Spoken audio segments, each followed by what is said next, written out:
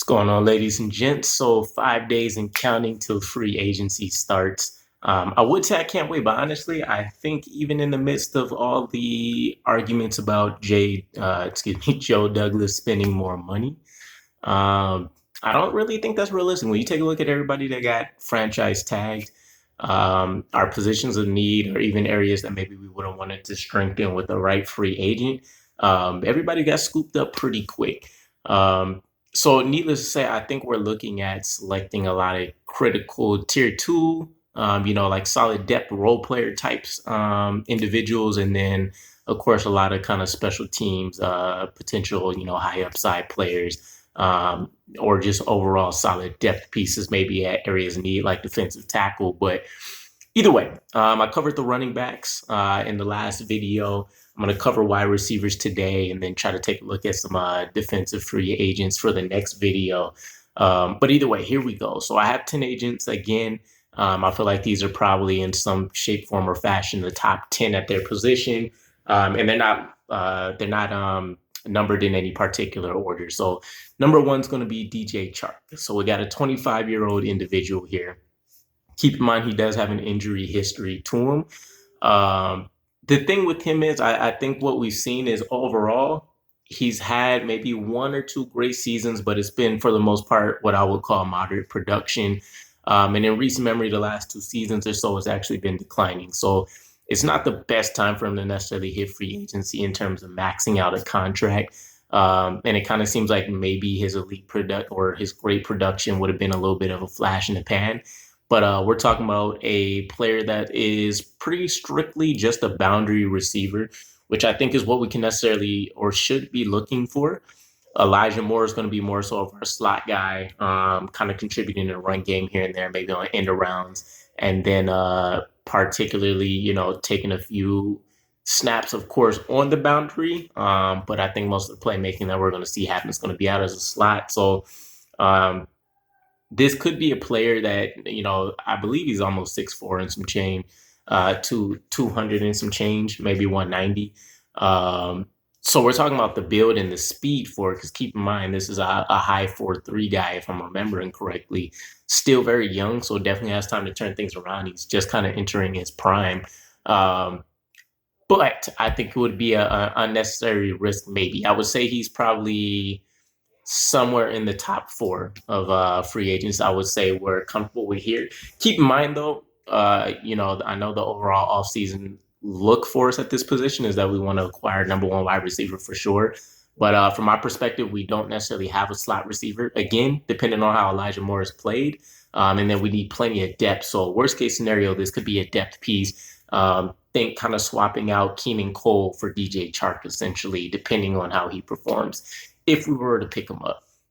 Number two would be Allen Robinson the second, 28 currently. So we're hitting those kind of twilight years in his career. I think it's unlikely we even attempt to sign him, just based off the fact that at this point in his career, he's probably looking to go to a contender and maximize on whatever, ability and energy he has left in the tank to try to get himself a ring. But he did have great production to the last 3 years, essentially 1,100 plus yards in two of those 3 seasons. And then it's a little interesting because more recently he's been played from the slot actually a lot more than the boundary. So 55% of his routes are run from there. So you have a lot of diversity that you can do operating him if you did want multiple players being able to play multiple positions, kind of like we were looking for. So in the ideal world, I think we do see somebody that's not necessarily just strictly a slot or boundary person. And then if that's the case, as a veteran, Allen Robinson II would definitely fit there. Third, I think this is the one that I've seen a lot, definitely in like the Bleacher Report community, and then just as kind of a whole, running through comments and chopping it up with people. Juju Smith-Schuster, 25 years old currently. The thing for me is he's only had really one elite year of production. Everything else has definitely been very modest by any other standards. And a lot of people will say, well, Antonio Brown left. The players that they did have in peace, like a James Washington, and then in more recent memory, like Claypool, there's another guy that I know was supposed to be stepping up. But either way, So the Pittsburgh Steelers have always generally been able to find very good value at wide receiver and kind of develop that up. Schuster looked like he could have been in that elite tier category, finding the Antonio Browns and stuff like that. Not to say he's a bad receiver in any way, but he's pretty much exclusively a slot wide receiver. So 98% of his routes run out of the slot. And then, of course, he did have the shoulder injury that impacted him. So there's a little bit of concern there with the couple games he's been missing the last few seasons. But if we're not relying on a player having to come in and play multiple positions and we're looking for an upgrade essentially, or at least getting younger, specifically for the slot position, assuming we don't bring back a Berrios or a Crowder, Juju Smith-Schuster might be the best on the board for us. Young, he did have the elite year, which, you don't luck into those. So maybe he produces in a, I don't want to call it a better environment, but a more up-and-coming environment. Ben Roethlisberger was on the downswing of his career. Essentially less mobile, schematically, they were able to do a lot less things than what they would have generally been accustomed to early on in Juju's career. So that might be a sneaky good pickup for us. I won't even say sneaky, but it might be a good pickup for us to kind of solidify things there. It gives Elijah Moore a little bit more of that flexibility, still be able to do some of the gadget things, the inside, the outside, and then Corey Davis can still strictly be on the boundary. Number 4 for us is going to be Michael Gallup, 26 years old. I think it's super unlikely based on the news I've been hearing that he's close to getting a new deal with the Cowboys. He's also strictly a boundary receiver, which would be good. He did have the ACL tear that he was coming off of late last season, which can impact how often we might have him for the upcoming season. But he has the number 1 wide receiver potential out of probably anybody else that's really on this list. But, I mean, we could basically stop there. I think if for all intents and purposes, we do see the Cowboys probably continue with the re-signing efforts with them. If it doesn't fall through, though, that's absolutely the guy I think we should grab because there is no true number 1 wide receiver. If we're going to obtain one this offseason, we're going to have to literally get in the draft or we're going to have to make a trade. And I know DK Metcalf has been the name that everybody's been throwing out recently, but more on that later, right? So halfway through the list, Will Fuller the 5th at number 5, 27 years old. To me personally, very mediocre production. He has run 28% of his routes out of the slot. So again, a little bit of the diversity there. But I mean, overall, I think it's more so just kind of like in the veins of the Stephen Hills, the Devin Smiths that we had, where he just kind of plays the role of hitting the goal routes and kind of trying to burn and take the top off of the defense, allowing other things to open up. Now, there are games where that is a very, very viable source of production, right? And you can see him maybe top 150 yards in a game off of, 3 or 4 catches. He has had a few games where he's had like multiple touchdowns, but all in all, I think we know strictly what he is at this point in his career, which is essentially just trying to burn and take the top off of somebody. So it's not a lot of versatility there for us necessarily, and it's not like he's also offering special teams value or anything. So I wouldn't say it's the smartest pickup for us. If we actually went for him, I would be pretty shocked, unless we're saying that he's coming in as like a number 5. But I don't see that happening with him probably getting like a $4 to $6 million contract. But we shall see. Number 6 on the list, though, is Christian Kirk. I think this is one of the next best alternatives for us. 25 years old. He just came off a season where he got his career high in receiving yards and receptions. And then throughout his tenure with Arizona, he's had a consistent impact and been able to produce. Now, this is another player that's run a high percentage of his routes out of the slot, 83% to be specific. But he can also produce on the boundary to a certain degree. So I think this might be a situation where when you pair him up with Elijah Riley, especially if we're talking about 2 tight end sets and stuff as well, when we're taking a look at those bunch and, trips formats where we have, 3 and 4 receivers lined up on one side of the field, that might be an opportunity where we get one of the 2 immediately open and pretty consistently. So it'll open up the playbook a little bit that way in terms of a lot more of the crossing slant routes and stuff like that. So 25 also entering the prime of his career. I think it might be a smart pickup for us.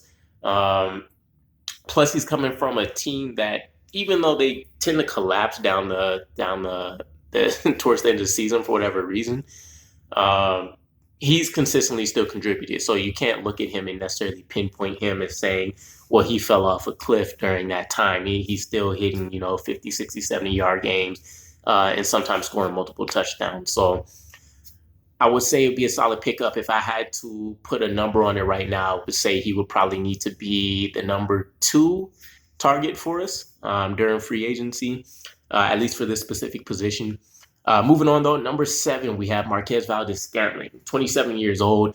Another player where I think mediocre production, and it's worse because, in his situation, he's had an elite quarterback in Aaron Rodgers for the duration of his career. So especially the last 2 years where Rodgers has been, providing MVP caliber performances, and you're barely able to eclipse like 600-700 yards and barely snagging in any more than like 4 or 5 touchdowns. I see that as being a huge problem.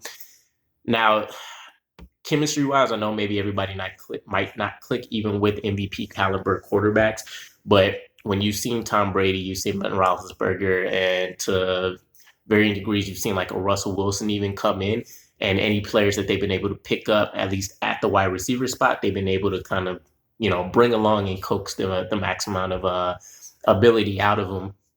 This hasn't really happened with Marquez Valdez. So maybe he finds that connection with somebody. I don't think it would be our team, especially considering for him, he also offers a little bit of versatility running routes out of the slot and receiver position. He's just at about 29% out of the slot. But I think this is a player we want to stay safe and away from. For number 8, we have Sammy Watkins, so 28 years old. I know he was looked at as kind of like the phenom when Buffalo picked him up for a while.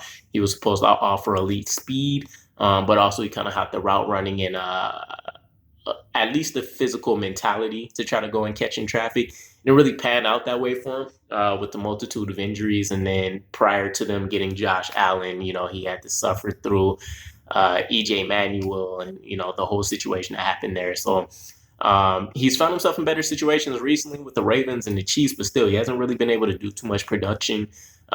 He only runs about 15% of his routes out of slot too. So we're talking strictly a boundary receiver for the most part that hasn't necessarily been able to really win and, provide the same performances maybe that he would have done earlier on in his career. At number 9, we also have Cedric Wilson. I think this might be another sneaky pickup. So 26 years old. We're kind of projecting his talent forward. He just had a very solid season. He has a pretty good catch rate too. I think he's somewhere just around about 71% or so. But again, it's a huge projection for us. Really, he's only played a handful of games the last 2 seasons prior to the 2021 season. And then the actual 2021 season where we've seen any kind of proven efforts from him. So at this point, we're just kind of taking pure conjecture and hoping that he can make the transition. For him, and data-wise, I couldn't really find a whole lot. I don't necessarily know if he was strictly boundary versus a slot receiver or anything, but it might be a really good pickup as a kind of an underrated player that we can take the shot on. And this would kind of be what I would expect from JD if it was to come to a trade where he's on the upswing just based on what he's done recently. And, if there was a 6 or 7 round pick that he had available, I would say he would probably flip that if Cedric wasn't going to free agency. So between Michael Gallup also getting re-signed and maybe Cedric Wilson being tossed out the window, it probably would be a good pickup. And then moving into our last player for this position, it would be Russell Gage from the Falcons. So 26 years old. He's run most of his routes out of the slot, 63%. And I kind of view him mostly as a chain mover. He hovers somewhere around like 9 to 10 yards per catch. So it's not like he's a world beater and, just breaking off chunk plays, but he's pretty solid at being able to make sure he gets the first down conversions, pretty aware of where the sticks are on any given play. And so I think there's definitely a place for that.